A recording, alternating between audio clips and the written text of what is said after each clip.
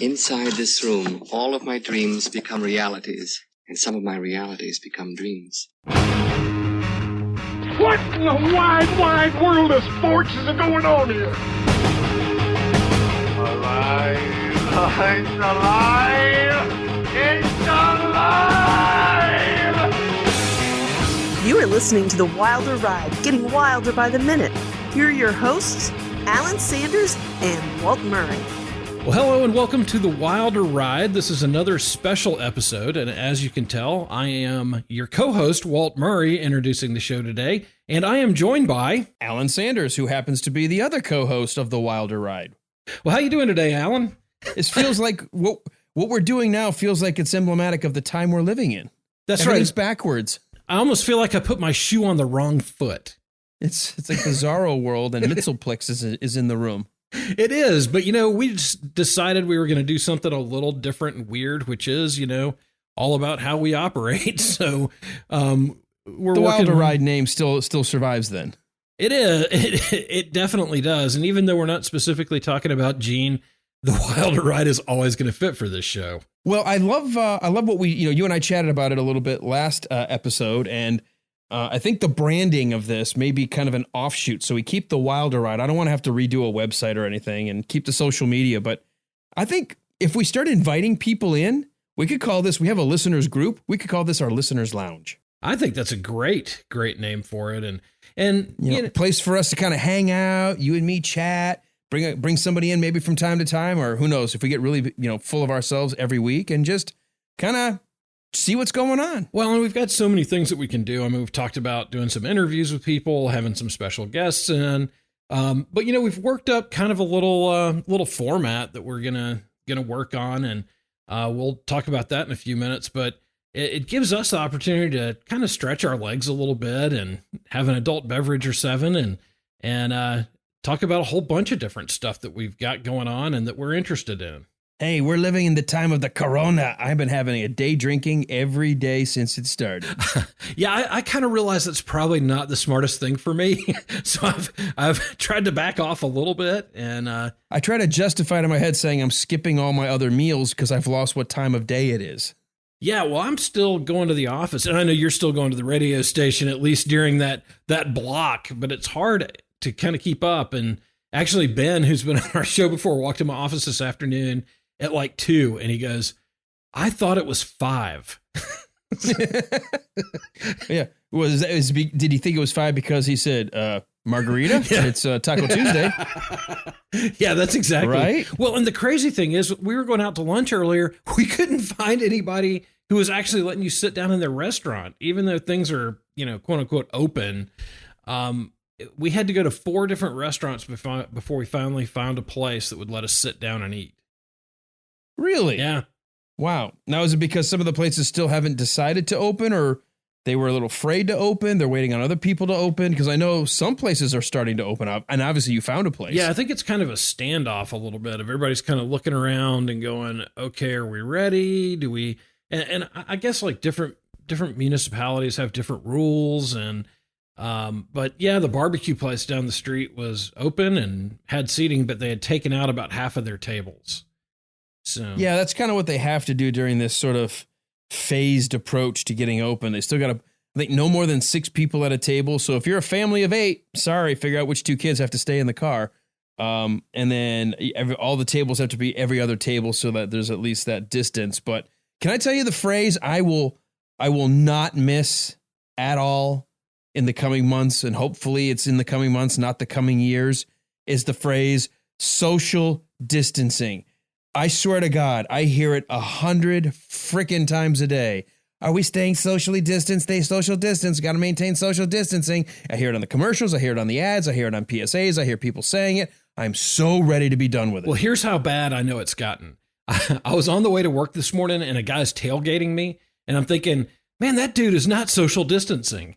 And I'm like, wait a minute. Put your what head the out hell? the window. Motherfucker! Social distance! And where's your mask? I was like, wait a minute, I'm getting brainwashed here. This is something bad is going on. Do you realize at this speed, if you sneeze, it's already on my windshield? Now stop it. Well, and you know me, I'm already like, masks. I'm not wearing a damn mask. I got the stink eye yesterday because I just walked down the aisles at the store. I'm not even paying attention to, the big red X at the end. I'm like, whatever. I don't know why I have that rebellious streak in me that has kind of that screw you attitude, but I'm so bad about it. But then for me to catch that moment of going, that car isn't social distancing was like the realization of just something bad. I was also waiting since yesterday was Cinco de Mayo, and you said somebody gave you the eye. You go, masks? We don't need no stinking masks. Yeah, I definitely had that feeling. There we go. There's our Gene Wilder tie. There we go. Absolutely. Vámonos. Yeah. Good Blazing Saddles callback there. So. And don't you feel like right now, if you just said, hey, we're going to do minute 37 from Blazing Saddles, that we could just jump right in and do that? Yeah, no again? show prep. Just go. None whatsoever. Actually, some people who listened to season 2 probably thought we had no show prep. So, they wouldn't have been able to tell maybe a whole lot of difference. Which did make it kind of entertaining at times. Hey, did you see that? See what? The minute we're talking about right now. Oh, no, I'm on Facebook. Oh, I know some guys we should invite into our lounge here pretty soon. Oh, yeah. I know a couple. I was thinking today as I was going through some of the news stories that we're going to talk about, but the guys from the Rocky Minute and the guys from 60 Minutes With, either one of those two groups would be awesome today. We got plenty of knuckleheads to join us in this group. Yes, we do. We do. Well, in our first segment here, I was going to ask you, we're going to talk about some crazy stuff. And basically what we decided was that we were going to look at some news stories that you and I both wanted to talk about, but we were going to do them cold and not let the other one know what the story was. So we just had to get a reaction. As you were going through, how hard a time did you have finding stuff that had nothing to do with COVID? You know what? I didn't have a hard time, which I thought would have been, I actually thought it was going to be more difficult to find something non-coronavirus related. No, and I do want to do this really quickly because we do have a lot of listeners that follow us that probably fall in a category where they're a little more concerned and we're not making light in the sense of it's a serious thing for those people who have conditions. But at some point you just got to laugh. And, Gene Wilder, Mel Brooks, all the kind of our heroes here at the Wilder Ride, they didn't shy away from parody and satire and mocking. So understand that's what we do here. But I actually didn't have I didn't have a lot of trouble finding. I found 2 right away, and then I found a third. And because you said, well, pick 2, I said, and it is me, and you did the same thing. We turned out. I said, well, I love all of them. I don't want to eliminate one. I'm going to bring 3, and I'll just go with my first 2. And if we have time, we'll hit a third. Yeah. Well, and I kept thinking as I'm looking at the stories, I'm like, I bet Alan will pick up on this one too, just because there are a couple that were really, really good this week. So, but do you want to jump in and give your first story? Sure, I can do that. Let me ask you, I'll start off with this one. Have you ever wanted, especially as much as we love movies, have you ever wanted a Lamborghini or ever had a poster on your wall of a Lamborghini? There's my first story right there. And yes, as soon as I saw this, I was like, yeah, this is me. This is me at age 5. Okay, so we both had the same story, huh? Yeah, so hit it. This is such a great story. All right, so according to the story, I'm going to try to do it without reading it verbatim, but it comes from Utah, from the state of Utah. Apparently, a state patrolman was noticing a car not driving horribly, ironically, if you've seen the video of it, but not driving quite the right way you should be driving on the interstate. And turns out, as the patrolman was easing behind this car, it was a 5-year-old boy who had stolen his parents' car after his mom refused to buy him a Lamborghini. I just love that. That kid is so awesome. Mom, I want a Lamborghini. You can't have one. Okay, you know what? Taking the car. Yeah, okay. I guarantee he said that. Then I'm taking the car and I'm going to go buy my own. Okay. Have a nice day. Enjoy your playtime. Well, and I love that he was so intentional about this. Oh, yeah. Apparently, he thought that the guy was impaired because, he was drifting a little bit. Obviously, he's a 5-year-old. I mean, I'm still surprised. How does a 5-year-old have the ability to see over the steering wheel, get on the interstate and drive. And get up to speed and everything. I know. According to the story, the 5-year-old explained to the confused officer his parents were at work and his older sibling was supposed to be watching him. Guess who's in a lot of trouble? Yeah, I'd say the older sibling is really going to get roasted on this one. Yeah. Apparently, without the older sibling's knowledge, he had managed to get a hold of his parents' car keys and had only one destination in mind. Where do you go if you want to buy a Lamborghini? Well, California, of course. Of course. It's only a 12-hour drive from Utah. Good thing he had all the cash he needed. Well, all the cash he had at his disposal. $3 in his pocket. Hey, for a 5-year-old, that really does seem like a lot of money. That's got to be close to $1 million. Yeah. Well, I wonder if he has any concept of what a Lamborghini costs. I doubt it. What do they cost now? I mean, depending on the model, but let's say is there such thing as like a base model Lamborghini? I mean, you know, the big one when I was growing up in the 80s was like the Countach. Everybody had pictures of it. There were all the hot women that would be posed on a Countach. People had posters on their walls. But I mean, I know there's got to be others. Like, is there like the Spider? Is that one of them? The Lamborghini Spider, or is that the Ferrari? I can't remember one of them. Yeah, and then I think they used right. one, I thought, in Doc Strange, you know, the one that he completely destroyed, and I just cried when he flipped his high-end, I think it was a Lamborghini off the cliffs and messed up his hands and couldn't be a surgeon anymore. I think it was. I think it was. Well, so the Lamborghini, and I'm going to mispronounce this, I can tell you right now, Aventador S Roadster. The MSRP on that is $467,000.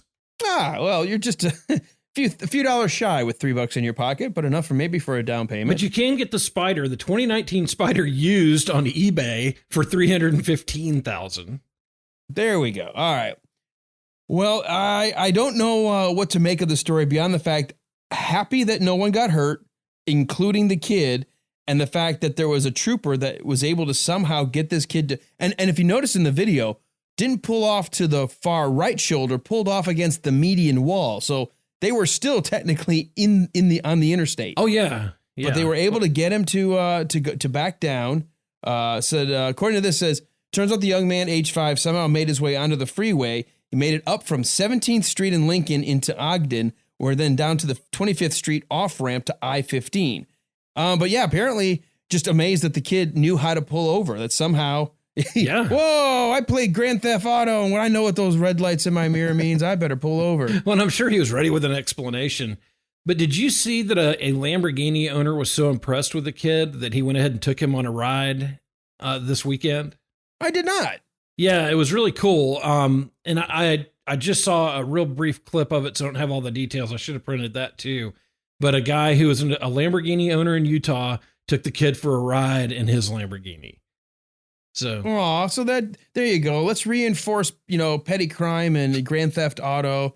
Hey, last time I did this, I got a free ride in a Lamborghini. Let's see what happens when I try to, go to the liquor store and ask him for all the bottles behind the counter. Yeah, next he's going to want a plane.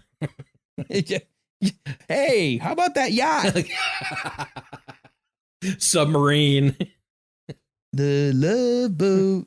All right. Well, so I've got a story here, Alan, that I'm mystified by here as a former mullet owner. You and me both.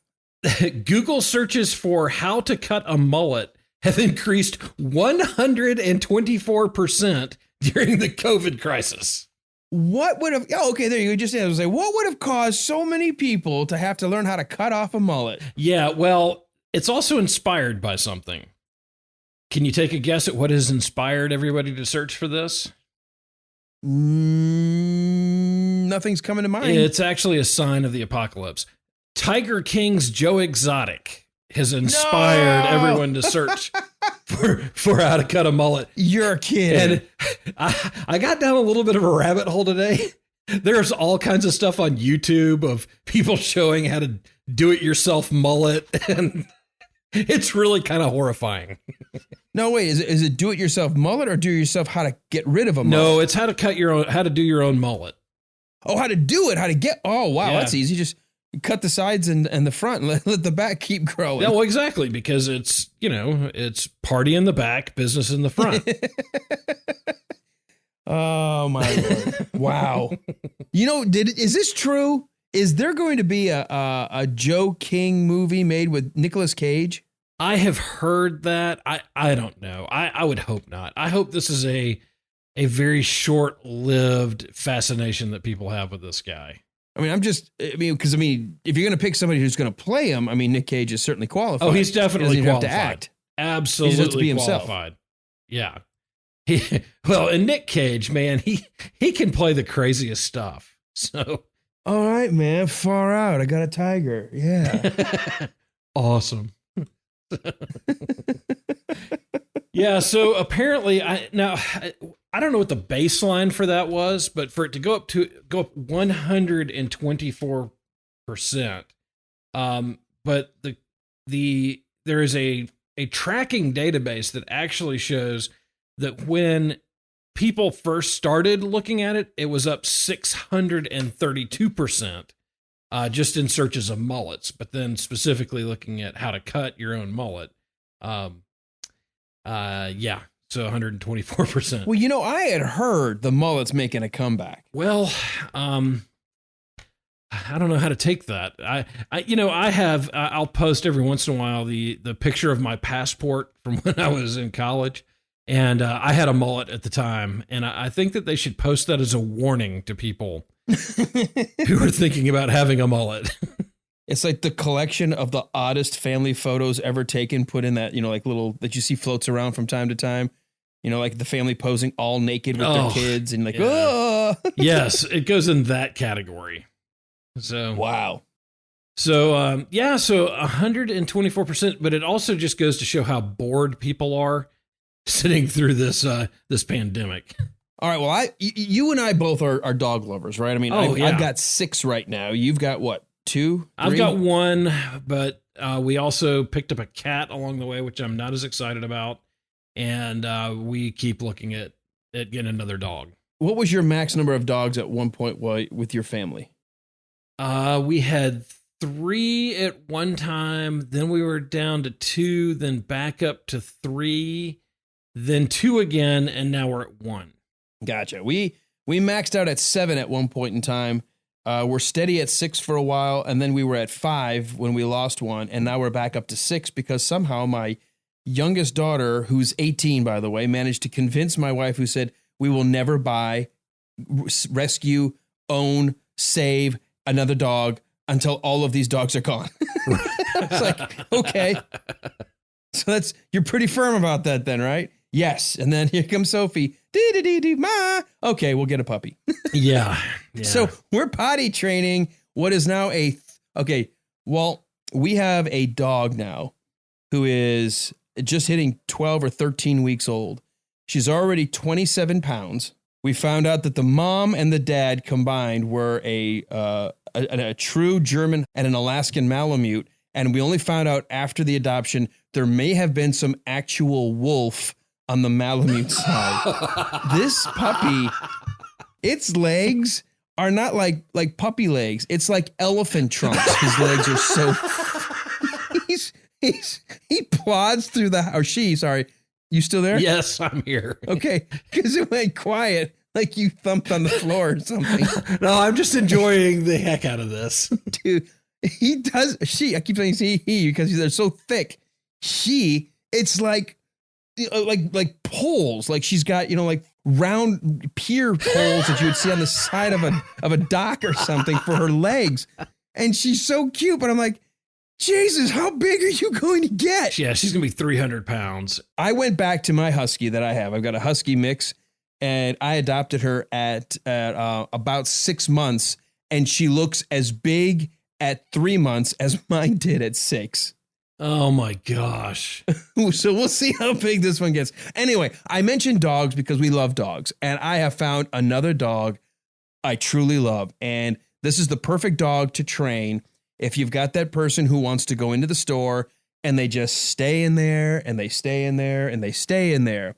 Well, apparently one dog, here's a story, I believe this is from Wisconsin. where a dog has decided, okay, you like taking me for rides. I like going for rides. I don't like just sitting in the damn car seat while you go shop. Has figured out if I hit that thing in the center and hold it, it makes a loud noise that makes my owner come back.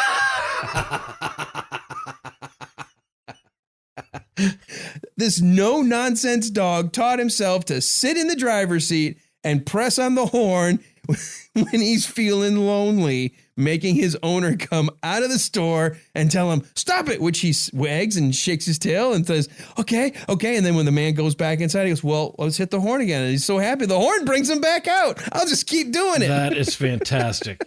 That is fantastic. Apparently, Wally the boxer even shoots some serious side eyes at his human Tyler Fust if he feels he hasn't been quick enough to come running back. Tyler was finished paying inside a shop near his home in Wisconsin when he heard his car blasting, despite the 32-year-old only being in the shop for what he said was a couple of minutes. Wally had decided that enough was enough, and he sat upright in the driver's seat, pushed his left paw on the Ford pickup truck steering wheel, and let it go.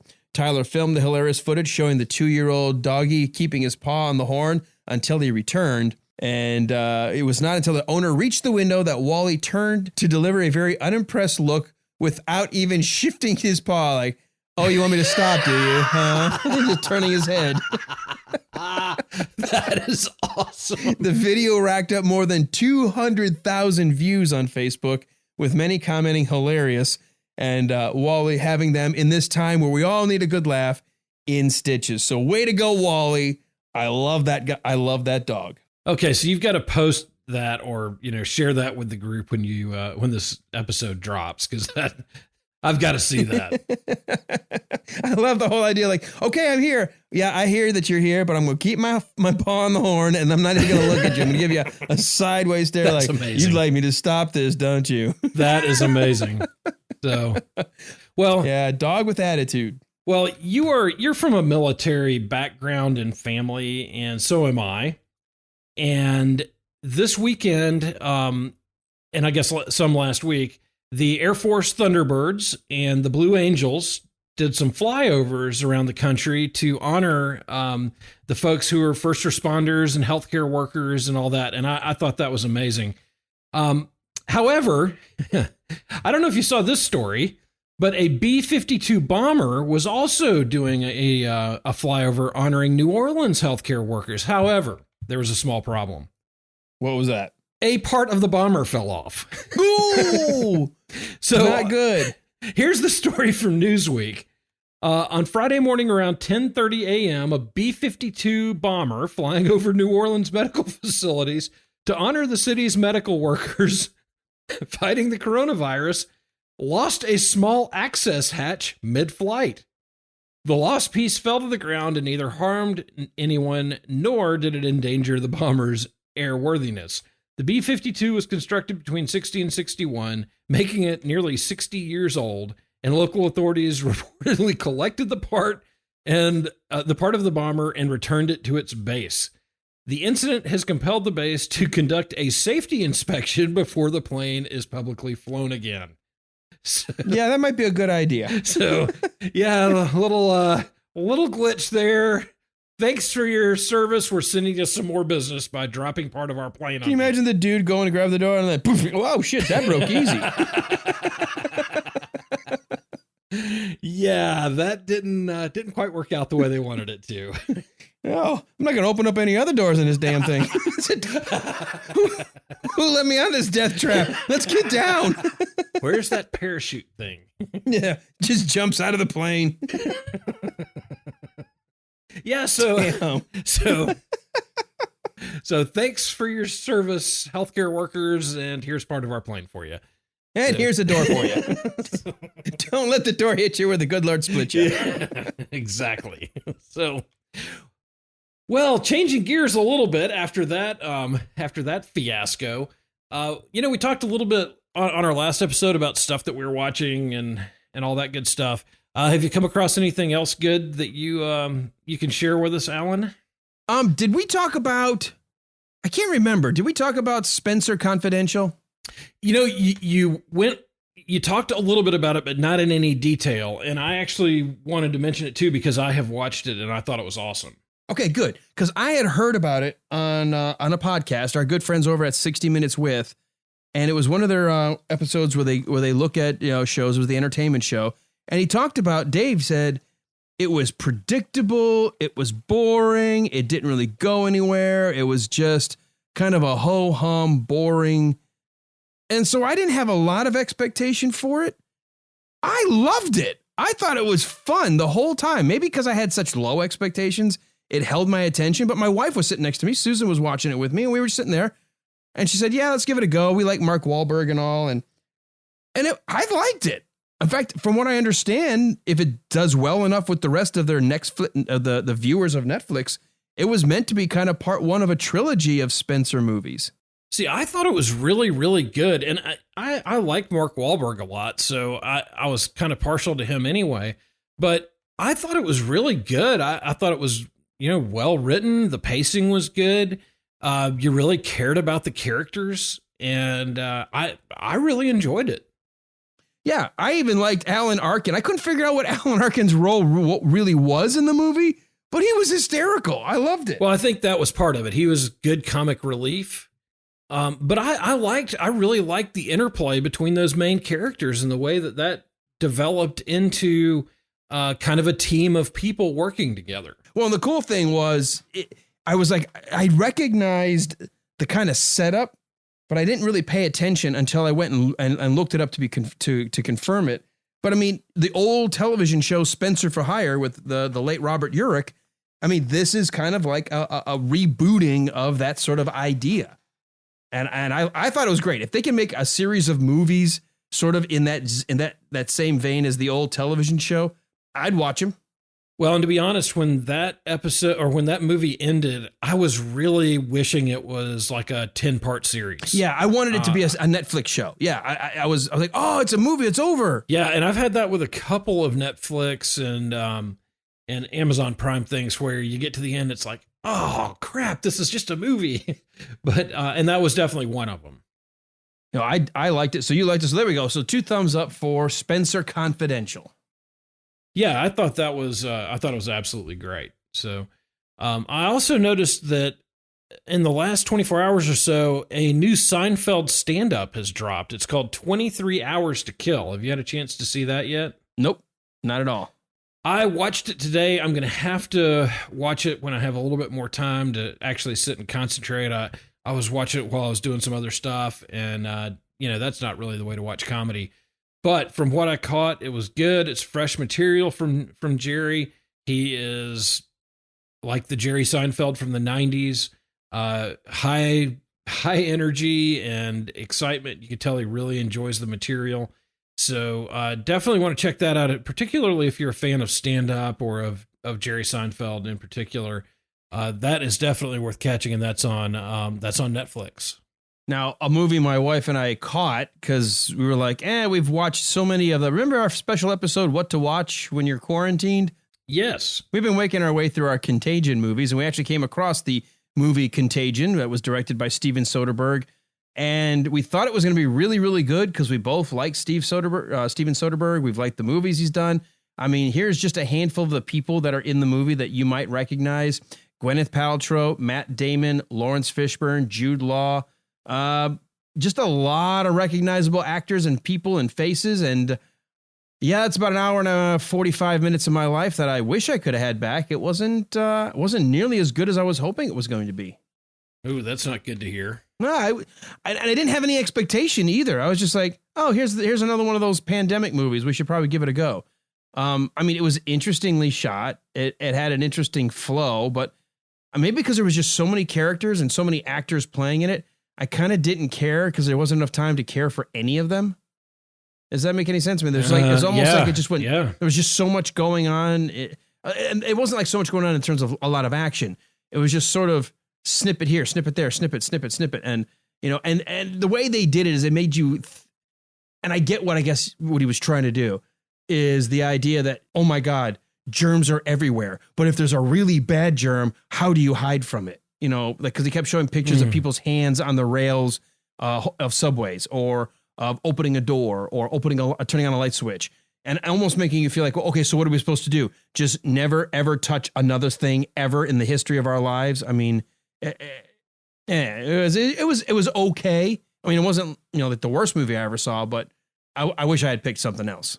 I recently tried again to watch season 4 of Arrested Development, and it, to me, had that same thing, obviously totally different genre, totally different direction of things they were doing, but it was that same thing. It was like that there were so many characters, there was so much going on. You kept waiting for it to all kind of tie back together, but it wasn't good enough to keep your attention to get there. And I loved Arrested Development seasons 1, 2, and 3, hated when it got canceled, but it was kind of that same thing, that it was just, there just wasn't enough there to make me want to watch it. So I can relate to what you're talking about. Yeah, I loved the original Arrested Development. Now, I will tell you, it was slow going through the kind of reboot, or not even a reboot, but like you said, sort of like that 4th season straight to Netflix. And when you get about halfway through, it starts to pick up a little, but that's the problem. You shouldn't have to get halfway through before things start clicking. Yeah, and I felt like by the time you got there, it was so muddled. It was, yeah, and you're right. I mean, the second half of the season was good, but it wasn't Arrested Development good, if that makes sense. It's almost like they knew they were only going to do one season, so they tried to write all of the same intricate, interwoven stories that took 3 seasons to tell the first time around in just 10 episodes. Yeah, and I didn't like the way that they had it set up, where each character basically got their own episode and the only recurring character was Michael. Right. That was definitely hard to stomach. And what they did with Tobias was a mess. I mean, it was kind of a walking disaster.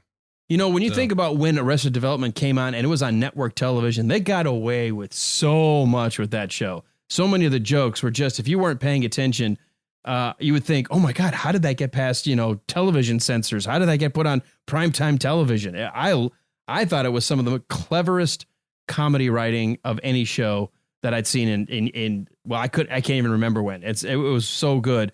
And I still always use that phrase of Tobias when he goes, I am an analyst and a therapist. I'm the world's first anal rapist. And an anal rapist, and it's written anal rapist. Yes, I almost got arrested for that card.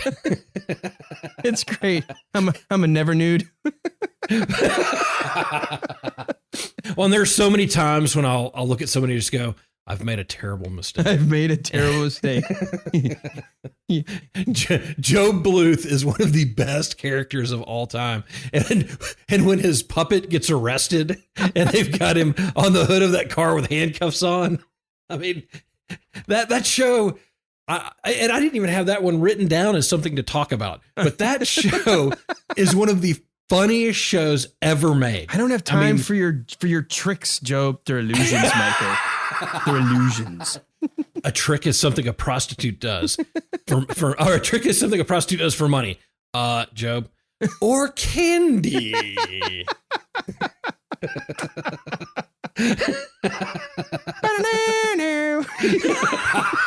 It's always Europe's final countdown. I'm have to go back and rewatch the first 3, just seasons 1, 2, and 3. I know, and that whole arc of, or I guess it's kind of that running joke with George Michael and Michael, where George Michael has a girlfriend and he's like, she's so beautiful. Her? What is her name? Anne. Oh, Egg. Yeah, right. And it's like he doesn't remember her name. He never acknowledges that she, that he's dating her. It's just such a crazy arc through that whole thing. Yeah. And then Job on his on the little, what is the 2-wheeled scooter thing?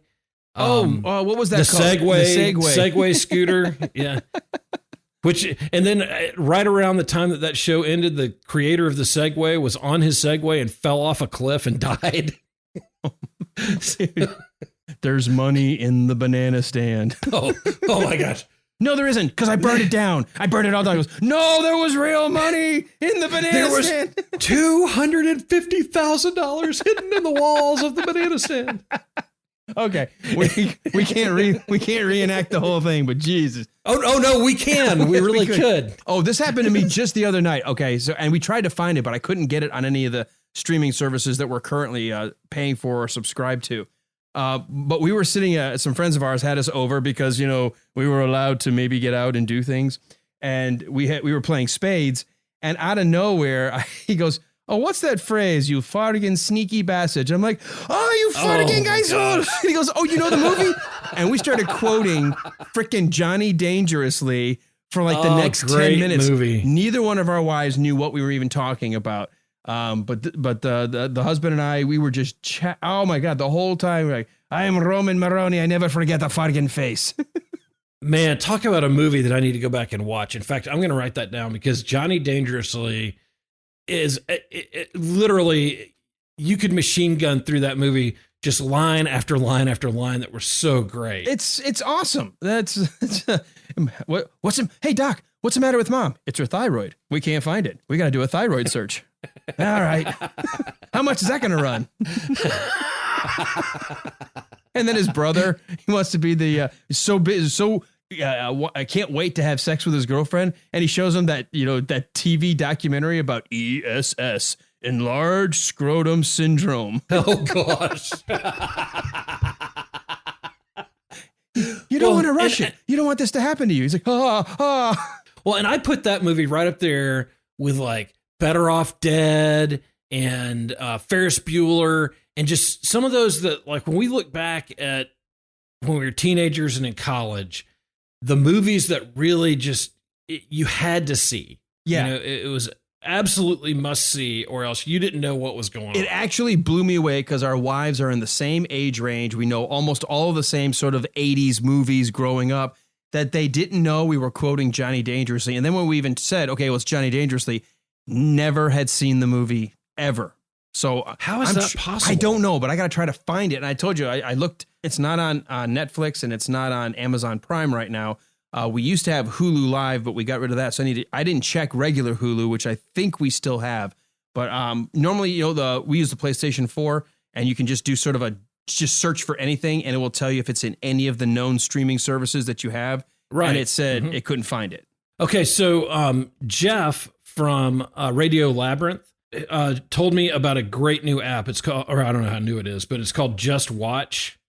And Just Watch is the same thing, that if you just type in the name of a movie or show, it'll tell you where you can find it. So let's see where Johnny Dangerously, of course, Johnny Mnemonic also comes up. I was trying to explain to my wife when they were breaking him out of prison and the priest is one of his gang, and he doesn't know the Latin for the prayers. So he's like, E pluribus unum, the re. What does he say?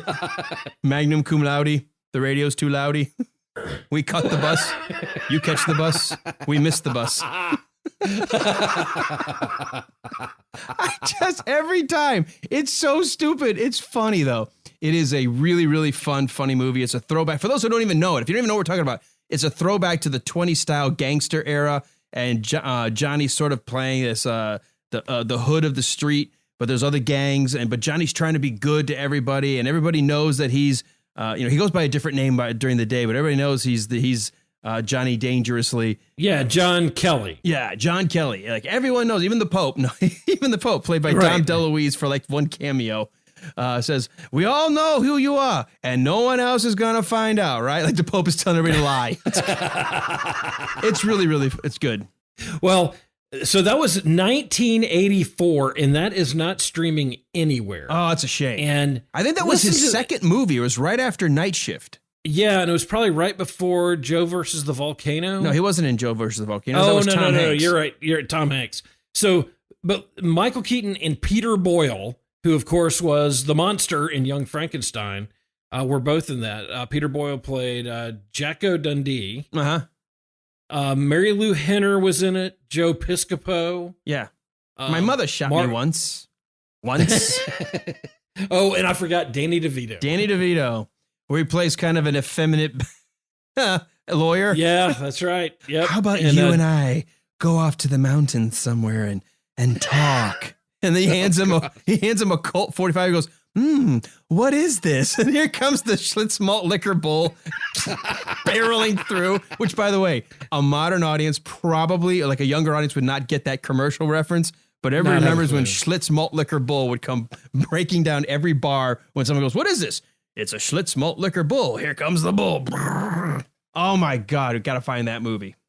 Okay, I'm going to have to order that from Second Spin, which, by the way, secondspin.com, great place to find all of these movies like this because they have used and new that are cheap. So, but yeah, it's not. How's that not streaming somewhere? I don't know. I have. You would think with as big as Michael Keaton is, as far as his talent, I know some of his earlier movies they just didn't do well. But I think Mr. Mom is really what put him on the map. Oh, which of course with Terry Garr. Thank you very much. Another reference to an actress we covered. But Night Shift didn't really do all that well with Henry Winkler, where they were running the prostitution ring out of the morgue, which I thought was pretty clever.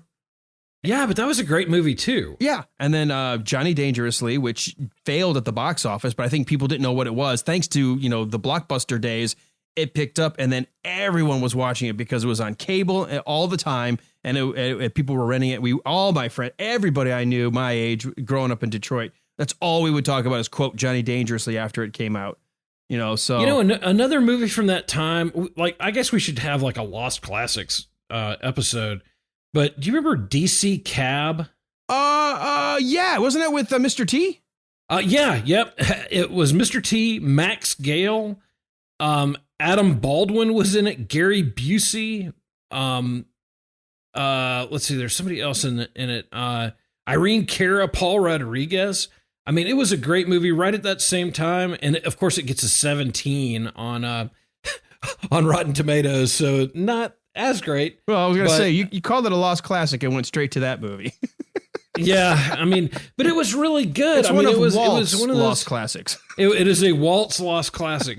But like, if you've seen it, there are so many scenes in it that are so funny, and like Gary Busey going, I can't work on whatever January 17th because that's Elvis's birthday. I mean, there are just some great lines from that movie that are that make it worth watching. I mean, I'd probably watch it now and be like, God, that sucks. But but hey, you know what? Sometimes those movies are best lived in your memory. That's right. In my memory, that is a fun movie. So, but again, not streaming anywhere. So, sorry to bring that up. But those are those are some great movies to go out and try to find somewhere. Another one that I've watched this last week was Mystery Alaska, which is one of my favorite movies. Just a great Burt Reynolds and kind of a host of other people. I've never seen that, but when you mentioned Burt Reynolds, the one movie I keep meaning to go see, and I always forget to look for it until I'm in the middle of doing something else or I'm on the road somewhere and I can't, is The Last Picture Show. Is that what it's called, The Last Picture Show? Or is it The Last Movie Star? The Last Movie Star. There you go. I think that would, I just want to see it because, it's, God, it sounds like I'm bragging, but I had a chance to act with Burt Reynolds. I'm actually in a movie with him. Great story. I mean, I'm so envious of that because Burt Reynolds has always been one of my favorite actors. Yeah, it wasn't a great movie, straight to video, but he did a movie called Hamlet and Hutch, and he was playing an aging star that was starting to suffer from dementia, and he named his dog, who was a Greyhound rescue, Hamlet, and it was filmed in Cartersville and the surrounding area. And they needed to shoot a couple of scenes in the theater. We have a classic opera style theater from the early 1900s. And so they rented out the theater for shooting. And all of a sudden it occurred to them they needed somebody to be on stage with Burt for the scene. And they didn't cast anybody. And somehow, since a theater group in town that I was affiliated with was helping with some of the costuming of extras, they said, oh, Alan works at the radio. He's a huge Shakespeare nut. Like, he could probably even help you find a Shakespeare scene to do or whatever. I literally sat with the writer of the screenwriter. Oh, really? We found a scene that we thought would work for what Burt could do. And then they dressed me up and we played a scene from Hamlet. So I can honestly say I had a chance to play a bit of Hamlet with Burt Reynolds on stage. That's awesome. It was great. You know what? And it's the weirdest thing. If it had happened maybe 10 years earlier, I probably would have just shit myself and gone total fanboy.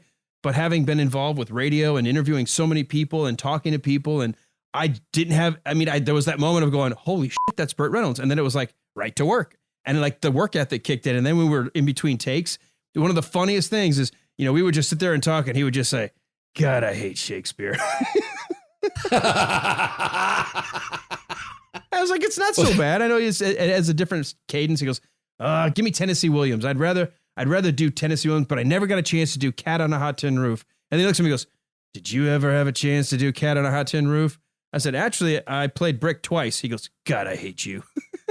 And I'm thinking, did I say the wrong thing? But then he just laughed, and it was fun. And here's the coolest thing about having Burt Reynolds in the movie. He was not controllable by the directors at all. Like he was going to do I can imagine what Burt wanted to do. And I have to thank him for that, because every single time the director was saying, okay, they told me, like, you just stay there. Like, you're in the background and it's all about Burt. I'm like, I get it. I'm an actor. You're paying me to do what you told me to do. I'm going to do what I'm supposed to. And every time Burt would put his arm around my shoulder and bring me into the scene, and the guy was like, no, cut, Burt, it's not about him, it's about you. And he goes, doesn't make any sense to leave him behind me and I'm coming forward. Why wouldn't I bring him forward? I'm like, well, just try it. Every time he would bring me forward. That is awesome. It's like, hey, and they were looking at me like, just don't go. I'm like, oh, I'm supposed to say, Burt, don't go. You can't control him, but I'm supposed to? See, here's the difference between me and you. You were actually able to be an actor during that and do your job. But I would be like Troy on Community when he met LeVar Burton. I'd be sitting there with my eyes just huge, just staring at Burt and just being like, you're Burt Reynolds. You're Burt Reynolds. Like, they would probably cart me off and think I was a stalker. But I'm proud of you for being able to actually act when you're in the room with Burt Reynolds. I would be so starstruck, and I'm not that way. But he would be one of about 2 or 3 people that I would be that. You know what also probably helped me keep it together a little bit is he looked old when he walked in. And when you have a hero growing up watching Smokey and the Bandit, watching the Cannonball Run, watching all the different kind of movies, and then, Evening Shade on TV when he was doing that on CBS. And all of a sudden, here's a guy that needs a cane to walk and looks kind of frail.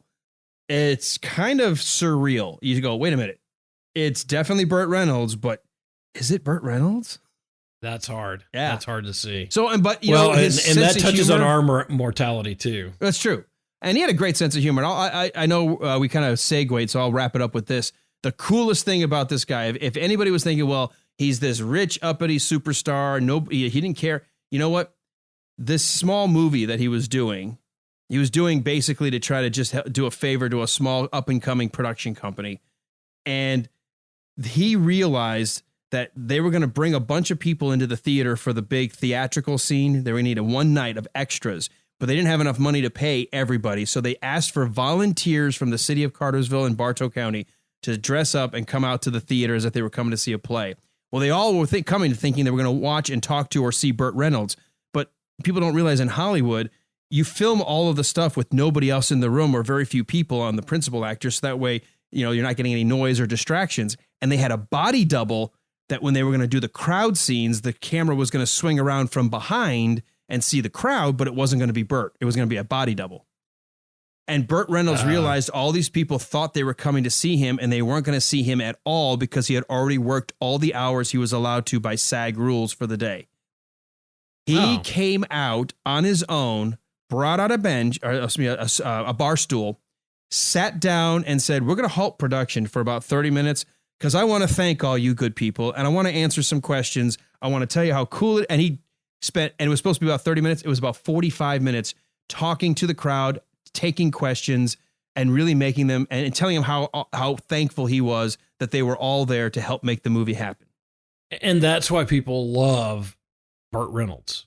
Yeah. Because he always, every story I've ever heard about him, maybe except for one of his ex-wives telling a story. That's a different story. He was always very thoughtful of other people and really understood that the fans were there for him. And so he was there for the fans. So that's really an awesome story. Yeah. So there we go. I'll wrap up my movie talk just saying, if you really want to see kind of a stinker of a B movie, it's not great at all, but Hamlet and Hutch at one point was actually on Amazon Prime, but you can probably find it somewhere, or maybe it'll roll around streaming. But it's one of those it's almost trying to be a Hallmark movie, but sort of misses the mark by just a hair. Yeah, I've never seen that. I'll have to check it out.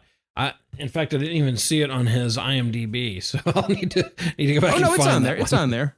Yeah, I know it's on there somewhere. So It's on mine. yes, I know it is. I know it is. So, well, real quick, I know you and I are both big fans of podcasts in general, and that sort of thing, and we've gotten to be friends with some folks in the podcasting world, and want to just take a few minutes to talk about a couple of them. And one in particular that I wanted to mention that I had the opportunity to be a guest on, and that will come out here in the next couple weeks, is the Office Space Minute. So it's put together by the same guys who did the Top Secret Minute. We went through 5 minutes of Office Space, which is one of my favorite movies. Oh, talk about another. I don't think it's considered a lost classic because everyone knows it. But if you haven't watched it in a while, talk about a movie that just pegs what it's like to work in a small kind of IT company. Well, the first time I saw it, I was working at IBM, and it was Me almost too. like PTSD. So it was like, oh my gosh, this is way too close to home. And some of the guys that I worked with started calling me Peter because it was so much like me. Because I did not want to be there. I was in a building called Lakeside. The building was built across a lake, and I would sit at my office or my cube, looked out over the lake, and I would just sit there and watch the fish. And I was just like, I hate this. Why am I here? And it really hit close to home. Now I can really appreciate it for the humor that it is, but at the time it felt too much like a documentary. Yeah, the Lakeside Hillside building, really creative. One was by the lake, one was by the hill. Yeah, they really went a long way to name those. I love that movie, and my wife and I will quote things like that, especially anytime if I say, hey, where's my stapler? I don't have your stapler. Yeah, it's my stapler.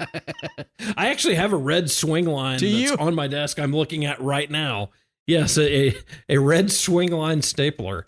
Well, you know what's funny about that movie is, we see it from the IT side, but remember, Jennifer Aniston is the co-star, and I had a lot of friends who were former employees of Fridays, and they go, oh my God, they nailed what it's like to work for one of those, kitsch kind of restaurants in that time frame. Do you have your flair? Well, I've got my 15 pieces. Is that the minimum?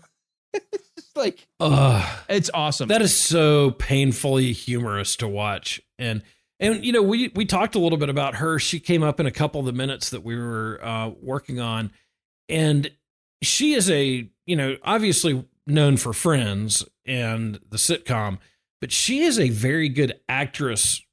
Aside from being a good comedic actress, she really plays that part well in that movie. And it can be tough. I mean, they have, the two of them, Peter and her character, which I can't remember the name of her character, get in a huge argument. Joanna, that's right. And she plays that part so well. Oh, I've always thought she's intense scene. One of the best actors in the Friends crowd. I think, honestly, I know what's her face has had a pretty successful movie career. The woman who played Monica. Oh my God, what's her name? Yeah. Why did that name pop out of my head? Jennifer Aniston, I can remember, but I can't remember. Yeah. Monica. Well, anyway, people will just be yelling at the podcast. But I think if you look at their net worth, chances are Jennifer Aniston has been the most successful of the Friends actors outside of the series. I would say so. Courtney Cox. Who you're thinking of. Yeah, and the other guy that I've always really liked as an actor is David Schwimmer, and he was in Band of Brothers, of course, with the guy who was the lead in Office Space, and David Schwimmer played that part in Band of Brothers perfectly. And so I've always thought of him as a really, really fantastic actor as well, mostly because of Band of Brothers. I mean, I liked him in Friends, but I was not a huge Friends fan. But Matthew Perry is a good actor. Matt LeBlanc has his moments. He's a little bit more of a comedic actor, but that was a good lineup for that show. But Jennifer Aniston played that part of Joanne absolutely masterfully in that movie. So I'll post when that podcast when those minutes drop, and it's a week of minutes. So, but I got the jump to conclusions minute. So that was awesome. It's a jump to conclusions, Matt. And the guy's sitting there. He had just had the huge accident and got run over by the drunk driver. So he's in a wheelchair and a body cast, and has a halo thing, and he can't move. And he's like, Peter, if you just hang on long enough, good things will happen to you. Just look at me. Yeah. Tom, he played the character. Was it Tom? Was his name Tom? Yeah, Tom. Mm-hmm. Yeah, he's the guy that when they were going through and trying to pare people down, he goes, so what is it you do? He goes, well, I take the requirements from these people and I give them over to those people. Like, well, how come those people just don't hand it themselves? Well, because that's what I do. Right. I'm a people person. I'm a people person. Okay, there's another one I got to put in the queue to watch. Yeah, I just watched it Saturday getting ready for that. And I laughed. I mean, I had to keep backing up because so many great lines in that movie. So look out for that. Check that one out while you're sitting at home. All right, to wind down as well on my end, the folks from 60 Minutes With, which we talked about, the good folks over across the pond, have endeared to pull me in on one of their shows as a host for what they call the Rant Show. We just had that come out a few weeks ago, but I actually got asked by two of the guys to step in on one that they've just launched recently called The ABCs of Fording Ahead. And it's Ben Ford is the host of that one. And it's a show that is really about how do you learn to be positive, or how do you learn to do things in life. And it sounds boring. Like, well, what do you do? Just like to take calls and like, welcome to Dr. Lou or whatever. But it's not. It's more about three guys just sort of sitting around shooting the shit in a bar and just talking about life and talking about challenges and what we've done that worked and what didn't work. And it's all meant to hopefully be a way to hear things that might give you some ideas on how to stay more positive, especially in depressing times. And there's a brand new episode that'll drop next week. Well, depending when you hear this, but so it's called The ABCs of Fording Ahead. It's all under the banner 60 Minutes With. It's a great podcast because they've got about 9 different shows they do underneath that banner name. So you may not like everything. Some of them are more music oriented. They're doing one called the Clint Cast, where they're going to go through all the movies of Clint Eastwood. That's been fantastic. They do entertainment shows. They do shows about the 80s. They do shows about, movies looking back that when you were a kid, are they as good now that you're watching them as an adult? So just a really good group of people, and and they've become very good friends virtual online. So I love giving them a little bit of a love as well, because they do nothing but give us love here at the Wilder Ride, and it's been a great relationship. Well, and they're great guys, and it is easy for us in this environment and just in life in general to kind of get in our own heads and get a little depressed. And so that's a great concept, and I'm looking forward to the next episode. Yeah, I jokingly say you gave me the Rant Show where we can irrationally bitch about things that get underneath our skin, and then you asked me to join the show where we talk about how to not let things like that get to you. Yeah, that's perfect. So I get perfect to live bookends. out my yin and yang. I get to release the multiple personality disorder I apparently have. So actually, yeah, I think we all can relate in some to ways, that. though, in the ironic part, we jokingly rant about the things because we really point out things that are really stupid. So it's kind of funny to rant at them. But that actually in and of itself is a way of being productively getting rid of the anger. Rather than get angry, we'll just bitch about it and move along rather than, turn it into hatred or something. So in some ways, they kind of work together. It's very therapeutic because anytime you hear Ben laugh, that is like an emotional release for me, because he has such a great laugh that it always just cheers me up to hear that. So no matter whether it's him ranting or him talking about, kind of getting your head out of your behind and looking at the sunshine, whenever he laughs, I laugh. So it's definitely worth it. Awesome. So one other show out. Yeah, absolutely. And one other show that I wanted to recommend, I don't know anybody who's involved in this show, but there's a great podcast called These Are Their Stories, and it's an episode by episode breakdown of Law and Order. So they just take, an episode of Law and Order, they have a guest on, and they kind of go through and break the episode down. So it's almost in line with the movie by minute format type of thing, but it is a really interesting show. They kind of talk about the plot, the actors involved, the guests on the show, and talk about some of the holes in the plot and then some of the good stuff. So it's really kind of a fun show. Again, it's called These Are Their Stories It's on Apple Podcasts or wherever else you want to listen to podcasts. And just a kind of good way to turn your brain off when you're cutting grass or whatever, and just kind of be entertained for an hour. So definitely check that one out if you're so inclined, and if you're like me, a Law and Order fan. I'm going to guess you would have to at least know Law and Order for it to be a little bit more compelling. Yes and no. The good thing is the hosts are so entertaining that even if there was one episode they were talking about, I was like, I kind of remember this, but they're entertaining enough and humorous enough that you can listen to it without having watched the episode and still be entertained. Okay, good deal. Well, I love finding new things like that to enjoy, to get, to maybe expose some of our listeners to some of the things we're listening to and what interests us. And you may go, God, those guys are really weird. Or you may say, hey, we share the same sense of humor, which means you're really weird. Right, exactly. I was going to say it's probably some of both. Oh, man, I can't believe how fast the time flies. It is amazing. Well, and like you and I were talking about today, we could talk about anything for an hour. So the trick is keeping it to an hour. That is the challenge, and keeping it interesting to other people. Well, I think is our goal. I'm going to ask this in live production rather than our pre-production meeting. Is our goal to try to do this once a week now? That's what I would really like to do. I'm really enjoying this, so I would love for folks your to roller coaster ride that we talked about last week. I'm glad that you're at on the backside. I know there's going to be moments where it's going to hit you again, and you're going to feel a little maudlin, a little sad. But I'm here for you. The audience is here for you. We've got some of the greatest listeners, so I'm just happy that you're back. I want to say kind of to normal in these really abnormal days.